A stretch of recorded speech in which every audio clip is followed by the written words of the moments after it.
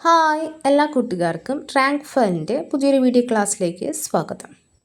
നമ്മൾ ഇന്ന് ഡിസ്കസ് ചെയ്യാൻ വേണ്ടി പോകുന്നത് ഹ്യൂമൻ ബോഡിയെക്കുറിച്ചാണ്. മനുഷ്യ ശരീരത്തെക്കുറിച്ച് വളരെ ഡീറ്റെയിൽഡ് ആയിട്ട് തന്നെ നമ്മൾ ഇന്ന് ഈ ക്ലാസ് ഡിസ്കസ് ചെയ്യുന്നതാണ്. എല്ലാവരും ക്ലാസ്സിലേക്ക് കിടക്കാം. മനുഷ്യ ശരീരം പ്രകൃതിയുടെ അത്ഭുതകരമായ സൃഷ്ടിയാണ്. അനവധി കോശങ്ങൾ, അവയവങ്ങൾ, അവയവ സംവിധാനങ്ങൾ, രക്തം, പേശികൾ, അസ്ഥികൾ, നാഡികൾ, ഗ്രന്ഥികൾ തുടങ്ങി അനേകം ഘടകങ്ങൾ ചേർന്ന് മനുഷ്യ ശരീരം രൂപപ്പെടുന്നു. മനുഷ്യ ശരീരത്തിനകത്ത് എന്തൊക്കെയുണ്ട്? കോശങ്ങളുണ്ട്, അവയവങ്ങളുണ്ട്, അവയവ സംവിധാനങ്ങളുണ്ട്, രക്തമുണ്ട്, പേശികളുണ്ട്, അസ്ഥികളുണ്ട്, നാഡികളുണ്ട്, ഗ്രന്ഥികൾ. ഇങ്ങനെ അനേകം ഘടകങ്ങൾ ചേർന്നാണ് മനുഷ്യ ശരീരം രൂപപ്പെടുന്നത്. നമ്മൾ കാണുമ്പോൾ ഒറ്റ ബോഡിയായിട്ട് തോന്നുമെങ്കിലും അനേകം ഘടകങ്ങൾ കൂടിച്ചേർന്നതാണ് മനുഷ്യ ശരീരം. ശരീരത്തിൻ്റെ ഓരോ ഭാഗത്തിനും പ്രവർത്തനത്തിനും അതിൻ്റെ പ്രത്യേകതയും പ്രാധാന്യമുണ്ട്. അപ്പം ശരീരത്തിൻ്റെ ഓരോ ഭാഗങ്ങൾക്കും നമ്മൾ ഇൻറ്റേർണൽ ആയിക്കോട്ടെ എക്സ്റ്റേണൽ ആയിക്കോട്ടെ, അതായത് പുറമേയുള്ള അവയവങ്ങളായിക്കോട്ടെ, അവയവ സംവിധാനങ്ങളായിക്കോട്ടെ, അല്ലെങ്കിൽ ആന്തരികമായിട്ടുള്ള അവയവങ്ങളോ സംവിധാനങ്ങളോ ആയാലും ഇവയ്ക്ക് എല്ലാത്തിനും തന്നെ അവരുടേതായിട്ടുള്ള പ്രവർത്തനങ്ങളും ഉണ്ട്, പ്രത്യേകതയുണ്ട്, പ്രാധാന്യവും ഉണ്ട്. ശരീരത്തിൻ്റെ ഘടനയും പ്രവർത്തനവും മനസ്സിലാക്കുന്നത് ആരോഗ്യകരമായ ജീവിതത്തിലേക്കുള്ള ആദ്യപടിയാണ്. അപ്പം നമ്മൾ ഈ ശരീരത്തിൻ്റെ ഘടനയെക്കുറിച്ച് മനസ്സിലാക്കിയെടുക്കുക എന്നത് വളരെ പ്രധാനപ്പെട്ടതാണ്. കാരണം നമ്മളൊരു എക്സാമിന് വേണ്ടി പഠിക്കുന്നതിനേക്കാളും നമ്മുടെ ശരീരം എന്താണ്, നമ്മുടെ ശരീരത്തിനകത്ത് എന്തെല്ലാം പ്രവർത്തനം നടക്കുന്നു, നമ്മുടെ ശരീരം എന്തൊക്കെ കൊണ്ടാണ് രൂപപ്പെട്ടിരിക്കുന്നത്, ഇതിനെക്കുറിച്ചൊക്കെ പൊതുവായിട്ടൊരു അറിവ് നമ്മൾ സമ്പാദിച്ച് വെച്ചിരിക്കുക എന്നത് ഏറ്റവും പ്രധാനപ്പെട്ട. നമ്മൾ ഒരു പരീക്ഷയ്ക്ക് വേണ്ടി പഠിക്കുന്നതിനേക്കാളും നമ്മുടെ ശരീരം നമുക്കുള്ളതല്ലേ. അപ്പം അതിനെക്കുറിച്ച് ഡീറ്റെയിൽഡ് ആയിട്ട് നമ്മൾ അറിഞ്ഞിരിക്കേണ്ടത് വളരെ ആവശ്യമാണ്. ആദ്യമേ തന്നെ നമുക്ക് ശരീരത്തിൻ്റെ ഘടനയെ നോക്കാം. മനുഷ്യ ശരീരത്തിൽ തല, കഴുത്ത്, തൊണ്ടയുടെ താഴെ ഭാഗം, കൈകൾ, കാലുകൾ, പാദം എന്നിവ ഉൾപ്പെടുന്നു. അപ്പം ശരീരം നമ്മൾ നേരെ ഇങ്ങനെ നോക്കുമ്പോഴത്തേക്കും നമുക്ക് ഫസ്റ്റ് കാണുന്നത് തല. അതിന് താഴെ കഴുത്തുണ്ട്, തൊണ്ടയുണ്ട്, തൊണ്ടയുടെ താഴെ ഭാഗങ്ങളുണ്ട്, പിന്നെ കൈകളുണ്ട്, കാലുകളുണ്ട്, പാദം. അപ്പോൾ ഇത്രയാണ് മനുഷ്യ ശരീരം എന്ന് പറയുന്നത്. ശരീരത്തിൻ്റെ ആകൃതി അസ്ഥികൂടം നിശ്ചയിക്കുന്നു. അപ്പോൾ ശരീരത്തിൻ്റെ ആകൃതി നൽകുന്ന അസ്ഥികൂടമാണ്. അത് മറന്നു പോകരുതേ. നമ്മുടെ ശരീരത്തിന് ആകൃതി നൽകുന്ന ഒന്നാണ് അസ്ഥികൂടം. ശരീരം രൂപപ്പെടുന്നത് 206 അസ്ഥികൾ, ഏകദേശം 600-ൽ അധികം പേശികൾ, അനേകം നാഡികൾ, രക്തക്കുഴലുകൾ, അവയവങ്ങൾ എന്നിവ ചേർന്നാണ്. അപ്പം ശരീരത്തിൽ എത്ര അസ്ഥികൾ ഉണ്ടെന്ന് ചോദിച്ചാൽ 206 അസ്ഥികളുണ്ട്. അതുപോലെ തന്നെ ഏകദേശം എത്ര പേശികളുണ്ടെന്ന് ചോദിച്ചു കഴിഞ്ഞാൽ 600-ലധികം പേശികളുണ്ട്. പിന്നെ അനേകം നാഡികളുണ്ട്, രക്തക്കുഴലുകളുണ്ട്, അവയവങ്ങൾ. ഇതൊക്കെ ചേർന്നതാണ് മനുഷ്യ ശരീരം എന്ന് പറയുന്നത്. ഇനി നമുക്ക് കോശങ്ങൾ, ടിഷ്യൂകൾ, അവയവങ്ങൾ ഇവയെക്കുറിച്ച് നോക്കാം. ശരീരത്തിലെ ഏറ്റവും ചെറിയ ഘടകമാണ് കോശം. അപ്പോൾ ശരീരത്തിൻ്റെ ഏറ്റവും ചെറിയ ഘടകം എന്ന് പറയുന്നത് കോശമാണ്. അനേകം കോശങ്ങൾ ചേർന്ന് ടിഷ്യൂകൾ രൂപപ്പെടുന്നു. അപ്പം കോശങ്ങളുടെ ഒരു കൂട്ടത്തെ നമുക്ക് എന്ത് പറയാം? ടിഷ്യൂകൾ എന്ന് പറയാം. ഇനി ടിഷ്യൂകൾ ചേർന്ന് അവയവങ്ങൾ ഉണ്ടാകുന്നു. അപ്പം ടിഷ്യൂകൾ ചേർന്നാണ് അവയവങ്ങൾ ഉണ്ടാകുന്നത്. അപ്പം ആദ്യം വരുന്നത് കോശമാണ്. അത് കഴിഞ്ഞ് കോശങ്ങളുടെ ഒരു കൂട്ടം ടിഷ്യൂകളാണ്. ആ ഒരു ടിഷ്യൂകളുടെ കൂട്ടത്തെ പറയും? അവയവം എന്ന് നമുക്ക് പറയാം. അവയവങ്ങൾ ചേർന്ന് അവയവ സംവിധാനങ്ങൾ രൂപപ്പെടുന്നു. അപ്പം ഈ അവയവങ്ങളുടെ ഒരു കൂട്ടത്തെ പറയാം? അവയവ സംവിധാനം എന്ന് പറയാം. ഓരോ കോശത്തിനും അതിൻ്റെതായ പ്രവർത്തനങ്ങളും ഉണ്ട്. അപ്പം ഓരോ കോശത്തിനും അതിൻ്റെതായ പ്രവർത്തനങ്ങളും ശരീരത്തിൽ ഉണ്ട്. പ്രധാന അവയവങ്ങൾ ഏതൊക്കെയാണെന്ന് നോക്കാം. ഹൃദയം എന്താ ചെയ്യുന്നത്? രക്തം പമ്പ് ചെയ്യുന്നു, ശരീരത്തിൻ്റെ വിവിധ ഭാഗങ്ങളിലേക്ക് ഓക്സിജൻ എത്തിക്കുന്നു. അപ്പം ഹൃദയം വളരെ പ്രധാനപ്പെട്ട ഒരു അവയവമാണ്. ഹൃദയം നിലച്ചു പോയാൽ മനുഷ്യൻ മരിച്ചു എന്നർത്ഥം. അപ്പം ഹൃദയത്തിൻ്റെ ഫങ്ഷൻസ് എന്തൊക്കെയാണ്? രക്തം പമ്പ് ചെയ്യുന്നു, ശരീരത്തിൻ്റെ വിവിധ ഭാഗങ്ങളിലേക്ക് ഓക്സിജൻ എത്തിക്കുന്നു. നേരിട്ടല്ല ഓക്സിജൻ എത്തിക്കുന്നത്, രക്തത്തിലൂടെ ഓക്സിജൻ എത്തിക്കുന്നു. രണ്ടാമത്തെ ഒരു അവയവമാണ് തലച്ചോറ് എന്ന് പറയുന്നത്. ഈ തലച്ചോറ് എന്താണ് ചെയ്യുന്നത്? ചിന്ത, ഓർമ്മ, നിയന്ത്രണം, സംവേദനം എന്നിവയ്ക്ക് ഉത്തരവാദിയാണ് തലച്ചോറ്. തലച്ചോറിൻ്റെ ഉപയോഗം എന്താണ്?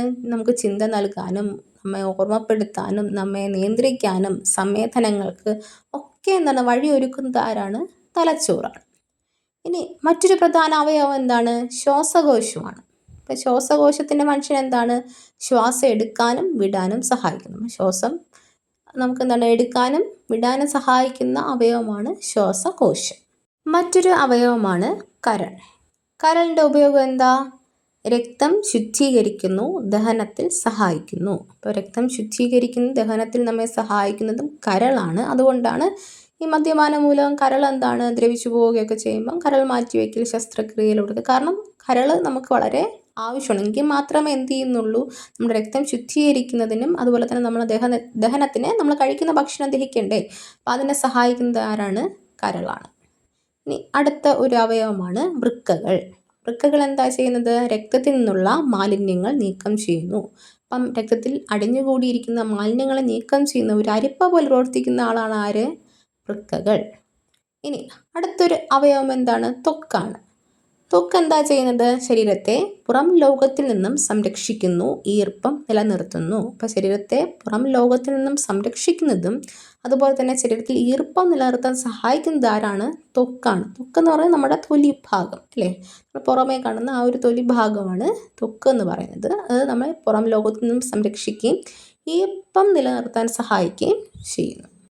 ശരീരത്തിലെ പ്രധാന അവയവ സംവിധാനങ്ങളെക്കുറിച്ച് നമുക്ക് നോക്കാം. ദഹന വ്യവസ്ഥ.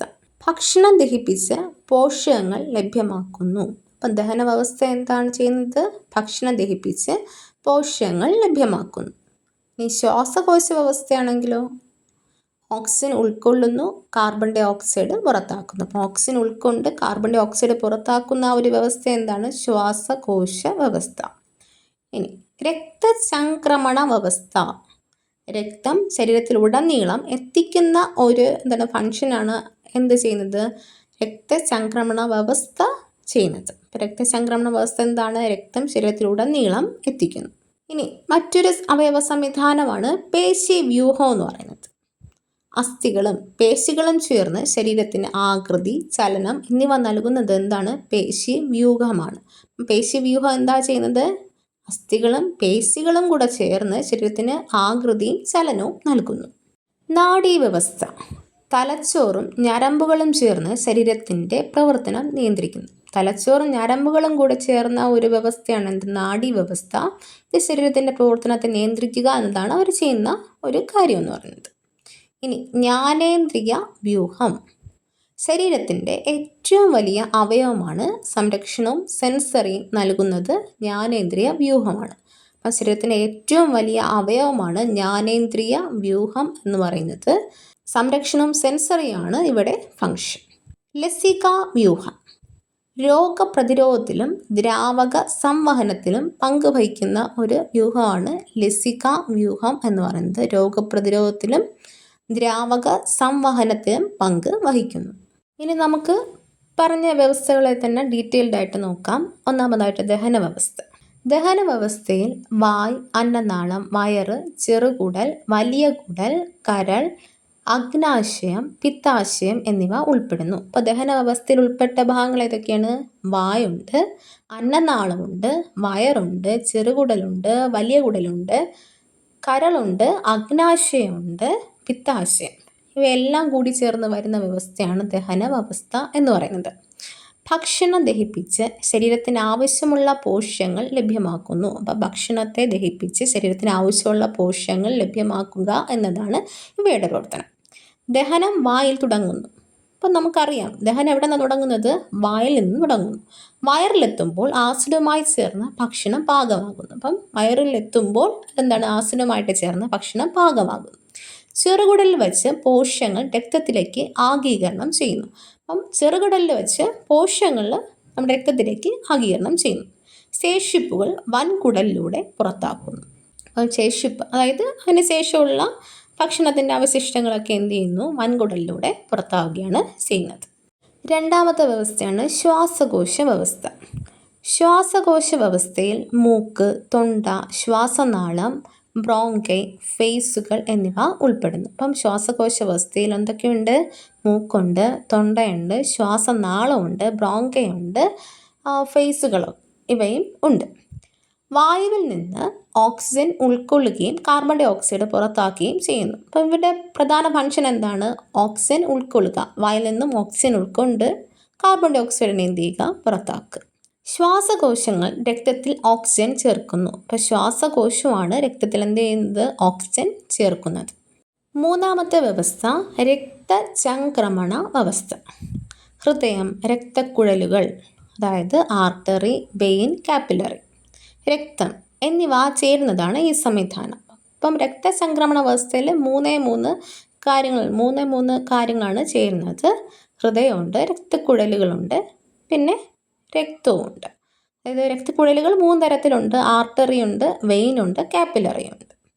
ഇതിൽ ഹൃദയം രക്തം പമ്പ് ചെയ്യുന്നു. അപ്പം ഹൃദയമാണ് രക്തത്തിൻ്റെ ഒരു പമ്പ് സെറ്റ് പോലെ പ്രവർത്തിക്കുന്നത്. ഹൃദയമാണ്. രക്തം ശരീരത്തിലുടനീളം ഓക്സിജൻ, പോഷകങ്ങൾ, ഹോർമോണുകൾ എന്നിവ എത്തിക്കുന്നു. ശരീരത്തിനുടനീളം എന്തുണ്ട്? രക്തമുണ്ട്. ശരീരത്തിലുടനീളം നമുക്ക് ഓക്സിജനും പോഷകങ്ങളും ഹോർമോണുകളൊക്കെ എത്തിക്കുന്നത് ആരാണ്? രക്തമാണ്. മാലിന്യങ്ങൾ പുറന്തള്ളാനും രക്തം എന്ത് ചെയ്യുന്നു? സഹായിക്കുന്നു. ഈ രക്തം ഒഴുകുന്ന എവിടെ കൂടെയാണ്? രക്തക്കുഴലിലൂടെ. അപ്പം ഈ രക്തചംക്രമണ അവസ്ഥയിൽ വരുന്ന 3 പാർട്ടുകൾ ഏതൊക്കെയാണ്? ഹൃദയമുണ്ട്, രക്തക്കുഴലുകളുണ്ട്, പിന്നെ രക്തവുമുണ്ട്. രക്തക്കുഴൽ എത്ര തരത്തിലുണ്ട്? ആർട്ടറി ഉണ്ട്, വെയിൻ ഉണ്ട്, കാപ്പിലറി. ഇങ്ങനെ 3 തരത്തിലുള്ള രക്തക്കുഴലുകളാണ് ഉള്ളത്. നാലാമത് പേശീവ്യൂഹം. അസ്ഥികൾ, പേശികൾ, അസ്ഥിബന്ധങ്ങൾ, ടെൻഡോണുകൾ, തരുണാസ്ഥി എന്നിവ ചേരുന്നതാണ് ഈ സംവിധാനം. അസ്ഥികൾ, പേശികൾ, അസ്ഥിബന്ധങ്ങൾ, ടെൻഡോണുകൾ, തരുണാസ്ഥി ഇവയെല്ലാം ചേർന്നതാണ് പേശീവ്യൂഹം എന്ന് പറയുന്നത്. ശരീരത്തിൻ്റെ ആകൃതി, ചലനം, സംരക്ഷണം എന്നിവ നൽകുന്നത് എന്താണ്? ഈ പേശീവ്യൂഹമാണ്. വലിയ അസ്ഥികളിൽ അസ്ഥിമജ്ജ ഉണ്ട്. അതിൽ രക്തകോശങ്ങൾ ഉൽപ്പാദിപ്പിക്കുന്നു. അപ്പം വലിയ അസ്ഥികളിൽ എന്തുണ്ട്? അസ്ഥിമജ്ജയുണ്ട്. അത് രക്തകോശങ്ങൾ എന്ത് ചെയ്യുന്നു? ഉൽപ്പാദിപ്പിക്കുന്നു. മാത്രമല്ല അസ്ഥികൾ കാൽസ്യം, ഫോസ്ഫേറ്റ് എന്നിവയുടെ സംഭരണ കേന്ദ്രമാണ്. അപ്പം നമ്മുടെ ശരീരത്തിനകത്ത് കാൽസ്യവും അതുപോലെ ഫോസ്ഫേറ്റൊക്കെ സംരക്ഷിച്ചു വയ്ക്കുന്നത് എവിടെയാണ്? അസ്ഥികളിലാണ്. അഞ്ചാമത് നാഡീ വ്യവസ്ഥ. തലച്ചോ, സുഷ്മ്നാ നാഡി, സംവേദന നാഡികൾ എന്നിവ ചേർന്നതാണ് ഈ സംവിധാനം. തലച്ചോ, സുഷ്മ്നാ നാഡി, സംവേദന നാഡികൾ എന്നിവ ചേരുന്നതാണ് നാഡീ വ്യവസ്ഥ. തലച്ചോ ചിന്ത, ഓർമ്മ, നിയന്ത്രണം, സംവേദനം, സംവേദനങ്ങളുടെ പ്രവർത്തനം തുടങ്ങിയവയിൽ പ്രധാന പങ്ക് വഹിക്കുന്നു. അപ്പം തലച്ചോറ് എന്തൊക്കെയാണ് ചെയ്യുന്നത്? ചിന്ത, ഓർമ്മ, നിയന്ത്രണം, സംവേദനം, സംവേദനങ്ങളുടെ പ്രവർത്തനം. നാഡികൾ ശരീരത്തിൻ്റെ വിവിധ ഭാഗങ്ങളിൽ നിന്ന് സന്ദേശങ്ങൾ അയക്കാനും സ്വീകരിക്കാനും സഹായിക്കുന്നു. അപ്പം നാഡികൾ എന്തിനാണ് സഹായിക്കുന്നത്? ശരീരത്തിൻ്റെ വിവിധ ഭാഗങ്ങളിൽ നിന്ന് സന്ദേശങ്ങൾ അയക്കാനും സ്വീകരിക്കാനും സഹായിക്കുന്നു. ആറാമത് ലസികാവ്യൂഹം. ലസികാവ്യൂഹത്തിൽ ലിംഫ് ഗ്രന്ഥികൾ, ലിംഫ് വാസ്കുലുകൾ എന്നിവ ഉൾപ്പെടുന്നു. അപ്പം ലസികാവ്യൂഹത്തിൽ എന്തൊക്കെയുണ്ട്? ലിംഫുണ്ട്, ലിംഫ് ഗ്രന്ഥികളുണ്ട്, ലിംഫ് വാസ്കുലുകൾ ഉണ്ട്. രോഗപ്രതിരോധവും ദ്രാവക സംവഹനവും ഇവയുടെ പ്രധാന പ്രവർത്തനങ്ങൾ. ഇവിടെ പ്രവർത്തനങ്ങൾ എന്തൊക്കെയാണ്? രോഗപ്രതിരോധവും ദ്രാവക സംവഹനവും. ഏഴാമത് ജ്ഞാനേന്ദ്രിയ വ്യൂഹം. ശരീരത്തിൻ്റെ ഏറ്റവും വലിയ അവയവം ചർമ്മമാണ്. അപ്പോൾ ശരീരത്തിന് ഏറ്റവും വലിയ അവയവം എന്ന് പറയുന്നത് എന്താണ്? ചർമ്മമാണ്. ഇത് ശരീരത്തെ പുറം ലോകത്തിൽ നിന്നും സംരക്ഷിക്കുന്നു, ഈർപ്പം നിലനിർത്തുന്നു, സെൻസറിയും അവയവമായും പ്രവർത്തിക്കുന്നു. അപ്പോൾ എന്താണ്? ഇവ ശരീരത്തെ പുറം ലോകത്തിൽ നിന്ന് സംരക്ഷിക്കുന്നു, ഈർപ്പം നിലനിർത്തുന്നു, പിന്നെ സെൻസറി അവയവമായും പ്രവർത്തിക്കുന്നത് എന്താണ്? ചർമ്മമാണ്. മുടി, നഖം, വിയർപ്പ് ഗ്രന്ഥികൾ, സെബാസിയസ് ഗ്രന്ഥികൾ എന്നിവ ഇതിൽ ഉൾപ്പെടുന്നു. അപ്പോൾ ഇതിൽ എന്തൊക്കെയാണ് ഉൾപ്പെടുന്നത്? മുടി, നഖം, വിയർപ്പ് ഗ്രന്ഥികൾ, സെബാസിയസ് ഗ്രന്ഥികൾ. ശരീരത്തിലെ രക്തം, പേശികൾ, അസ്ഥികൾ എന്നിവയെക്കുറിച്ച് നമുക്ക് നോക്കാം. രക്തം.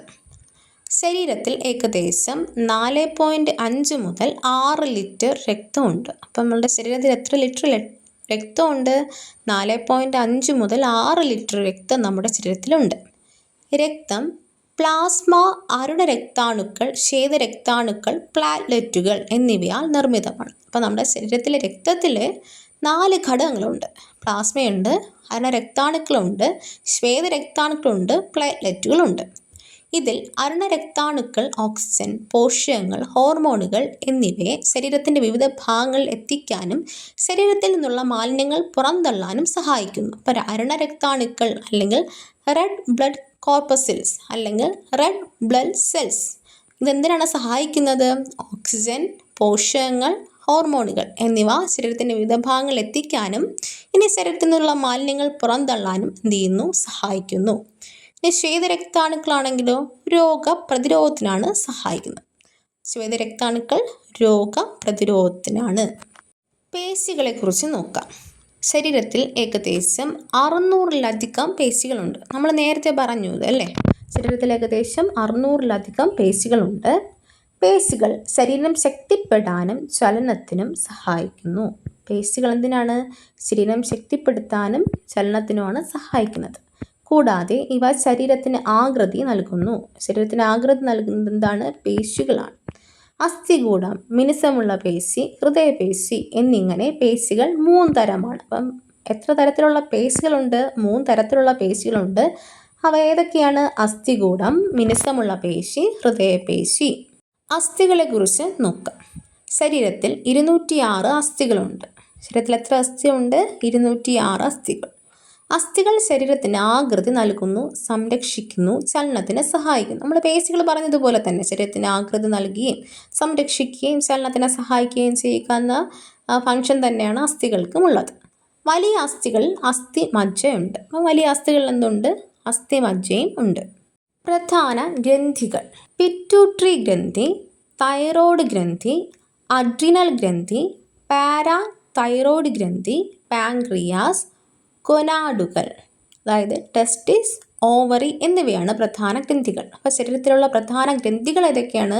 പിറ്റ്യൂട്ടറി ഗ്രന്ഥി, തൈറോയ്ഡ് ഗ്രന്ഥി, അഡ്രിനൽ ഗ്രന്ഥി, പാരാതൈറോയ്ഡ് ഗ്രന്ഥി, പാൻക്രിയാസ്, ഗൊനാഡുകൾ, അതായത് ടെസ്റ്റിസും ഓവറി. ഇവയാണ് പ്രധാന ഗ്രന്ഥികൾ എന്ന് പറയുന്നത്. ഈ ഗ്രന്ഥികൾ ഹോർമോണുകൾ ഉൽപ്പാദിപ്പിക്കുകയും ശരീരത്തിൻ്റെ വളർച്ചയും പ്രവർത്തനങ്ങൾ നിയന്ത്രിക്കുകയും ചെയ്യുന്നു. അപ്പം ഗ്രന്ഥികളിൽ എന്താണ് ചെയ്യുന്നത്? ഹോർമോൺ ഉൽപ്പാദിപ്പിക്കുക, ശരീരത്തിൻ്റെ വളർച്ചയും പ്രവർത്തനങ്ങളെ എന്ത് ചെയ്യുക? നിയന്ത്രിക്കുക. ശരീരത്തിൻ്റെ വളർച്ചയും വികാസവും: മനുഷ്യ ശരീരം ജനനം മുതൽ മരണം വരെ വളരുകയും അതിൽ പല മാറ്റങ്ങൾ സംഭവിക്കുകയും ചെയ്യുന്നു.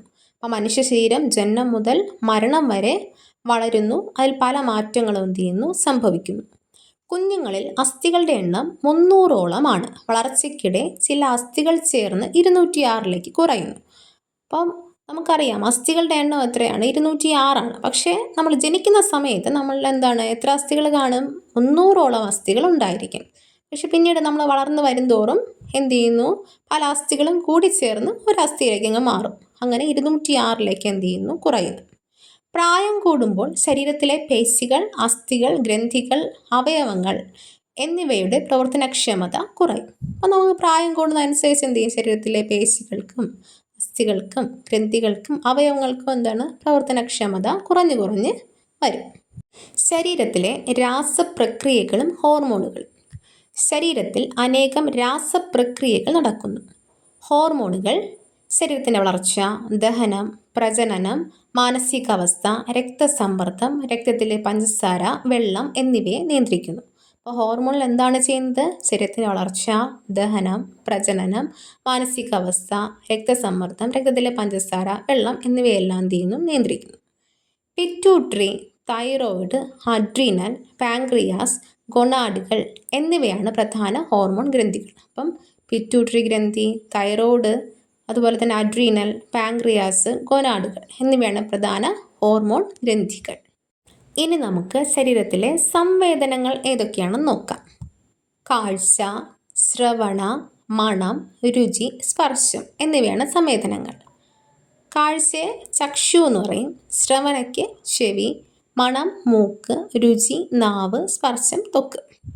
ഈ 5 പ്രധാന ഇന്ദ്രിയങ്ങൾ പരിസ്ഥിതിയിൽ നിന്ന് വിവരങ്ങൾ ശേഖരിച്ച് തലച്ചോറിലേക്ക് അയക്കുന്നു. തലച്ചോർ അവയെ വിശകലനം ചെയ്ത് ശരിയായ പ്രതികരണം നൽകുന്നു. കാഴ്ച, ശ്രവണം, മണം, രുചി, സ്പർശം എന്നീ പ്രധാന ഇന്ദ്രിയങ്ങൾ എന്ത് ചെയ്യുന്നു? പരിസ്ഥിതിയിൽ നിന്നും വിവരങ്ങൾ ശേഖരിച്ച് തലച്ചോറിലേക്ക് അയക്കുകയും തലച്ചോർ എന്ത് ചെയ്യും? അവയെ വിശകലനം ചെയ്ത് ശരിയായ പ്രതികരണം നമുക്ക് നൽകുകയും ചെയ്യുന്നു. ശരീരത്തിലെ പ്രതിരോധ സംവിധാനം: ശരീരത്തിൽ രോഗങ്ങൾക്കെതിരെ പ്രതിരോധം നൽകുന്ന പ്രധാന സംവിധാനം പ്രതിരോധ സംവിധാനമാണ്. ശ്വേതരക്താണുക്കൾ, ലസിക ഗ്രന്ഥികൾ, പ്ലീഹ, അസ്ഥിമജ്ജ എന്നിവ ഇതിൽ ഉൾപ്പെടുന്നു. അപ്പം നമ്മുടെ ശരീരത്തിലെ പ്രതിരോധ സംവിധാനത്തിൽ ഉൾപ്പെട്ട പാർട്ടുകൾ ഏതൊക്കെയാണ്? ശ്വേതരക്താണുക്കൾ, ലസിക ഗ്രന്ഥികൾ, പ്ലീഹ, അസ്ഥിമജ്ജ. കൂടാതെ ഇവ രോഗാണുക്കൾ, വൈറസുകൾ, ബാക്ടീരിയ, പരാജിത കോശങ്ങൾ എന്നിവയെ തിരിച്ചറിയുകയും നശിപ്പിക്കുകയും ചെയ്യുന്നു. അപ്പോൾ ശ്വേതരക്താണുക്കളും ലസികഗ്രന്ഥികളും പ്ലീഹയും അസ്ഥിമജ്ജയൊക്കെ എന്ത് ചെയ്യുന്നു? രോഗാണുക്കൾ, വൈറസുകൾ, ബാക്ടീരിയ, പരാജിത കോശങ്ങൾ എന്നിവയെ തിരിച്ചറിയുകയും അവയെ നശിപ്പിക്കുകയും ചെയ്യുന്നു. നമ്മുടെ ശരീരത്തെക്കുറിച്ച് ഏകദേശം ഒരു ഐഡിയ കിട്ടിയില്ലേ? ഈ ശരീരത്തെക്കുറിച്ച് കൗതുകം നിറഞ്ഞ ചില വിവരങ്ങൾ കൂടെ പറഞ്ഞു തരാം. തലച്ചോറിലുള്ള വൈദ്യുത പ്രവർത്തനം 10 വാട്ട് ബൾബിൻ്റെ വൈദ്യുതിയേക്കാൾ കൂടുതലാണ്. നമുക്ക് ബൾബിൻ്റെ പ്രവർത്തനത്തെ അറിയാം അല്ലേ? 10 വാട്ട് ബൾബിൻ്റെ വൈദ്യുതിയേക്കാൾ കൂടുതലാണ് നമ്മുടെ തലച്ചോറിലുള്ള വൈദ്യുത പ്രവർത്തനം. ശരീരത്തിലെ ഏറ്റവും ശക്തമായ പേശിയാണ് ജോ പേശി. എന്താണ് ശരീരത്തിലെ ഏറ്റവും ശക്തമായ പേശി? ജോ പേശിയാണ്. ഒരു വ്യക്തി ഒരു ദിവസം ശരാശരി 20,000 വട്ടം ശ്വാസം എടുക്കുന്നു. അപ്പോൾ എത്ര വട്ടമാണ് ശ്വാസം എടുക്കുന്നത് ഒരു ദിവസം? 20,000 വട്ടമാണ് ഒരു ദിവസം എന്താണ് ഏകദേശം ഒരു വ്യക്തി ശ്വാസം എടുക്കുന്നത്. ഒരു ദിവസം ശരാശരി 1,00,000 തവണ ഹൃദയം ഇടിക്കുന്നു. നമ്മുടെ ശരീരത്തിലെ ഹൃദയം എത്ര തവണ ഇടിക്കുന്നത്? ഒരു ദിവസം ശരാശരി 1,00,000 തവണ ഹൃദയം ഇടിക്കുന്നു. നമ്മളിത് അറിയുന്നുണ്ടോ? ഇല്ല. ത്വക്ക് ശരീരത്തിലെ ഏറ്റവും വലിയ അവയവമാണ്, നമുക്കറിയാം അല്ലേ? ഒരു മനുഷ്യന് ജനിക്കുന്നത് മുതൽ മരിക്കുന്നത് വരെ ചെവി, മൂക്ക് എന്നിവ വളർന്നു കൊണ്ടിരിക്കും. അപ്പം നമ്മുടെ ശരീരത്തിൽ എന്താണ്? ഒരു വ്യക്തി ജനിക്കുന്നത് മുതൽ മരിക്കുന്നത് വരെ വളർന്നുകൊണ്ടിരിക്കുന്ന രണ്ട് അവയവങ്ങളാണ് ഉള്ളത് അല്ലേ? പുറമേയുള്ള ചെവിയുണ്ട്, മൂക്കുമുണ്ട്. പക്ഷേ ഇത് നമ്മൾ നോട്ട് ചെയ്യാറില്ല. നാവിലുള്ള അടയാളം ഓരോ വ്യക്തിയിലും വ്യത്യസ്തമാണ്. നമ്മൾ നാക്കിലുള്ള അടയാളങ്ങളെ അത് ഓരോ വ്യക്തിയിലും വ്യത്യസ്തമാണ്. ഒരു ദിവസം ശരാശരി 1 ലിറ്റർ ഉമിനീർ ഉൽപ്പാദിപ്പിക്കുന്നു. നമ്മുടെ വായിലെ ഉമിനീർ എന്താണ്? 1 ലിറ്റർ വരെയാണ് ഒരു ദിവസം ശരാശരി ഉൽപ്പാദിപ്പിക്കുന്നത്. പൂർണ്ണ വളർച്ചയെത്തിയ മനുഷ്യന് 206 അസ്ഥികളാണ് ഉള്ളത്. നവജാത ശിശുവിന് 300. നമ്മൾ നേരത്തെ പറഞ്ഞ കാര്യം തന്നെയാണ്. ശരാശരി മനുഷ്യ ശരീരത്തിൻ്റെ താപനില 36.9 ഡിഗ്രി സെൽഷ്യസ് ആണ്. ശരാശരി മനുഷ്യ ശരീരത്തിൻ്റെ താപനില 36.9 ഡിഗ്രി സെൽഷ്യസ്. നമ്മൾ റൗണ്ട് ഫിഗറായിട്ട് 37 ഡിഗ്രി സെൽഷ്യസ് എന്ന് പറയാറുണ്ട്. തലച്ചോറിൻ്റെ ഭാരം ഏകദേശം 1.4 കിലോഗ്രാമാണ്. അതുകൊണ്ടാ നമ്മുടെ തലയ്ക്കകത്തിരിക്കുന്ന തലച്ചോറിൻ്റെ ഭാരം എത്രയാണ്? 1.4 കിലോഗ്രാമാണ്. ശരീരത്തിലെ ഏറ്റവും വലിയ അസ്ഥി തുടയിലാണ്. ചെവിയിലുള്ള സ്റ്റേപ്പിസ് ആണ് ഏറ്റവും ചെറിയ അസ്ഥി അല്ലേ? ചെവിയിലുള്ള ചെറിയ അസ്ഥിയാണ് സ്റ്റേപ്പിസ്. അത് തന്നെയാണ് നമ്മുടെ ശരീരത്തിലെ ഏറ്റവും ചെറിയ അസ്ഥി. അതുപോലെ തന്നെ ശരീരത്തിലെ ഏറ്റവും വലിയ അസ്ഥി തുടയിലാണ്.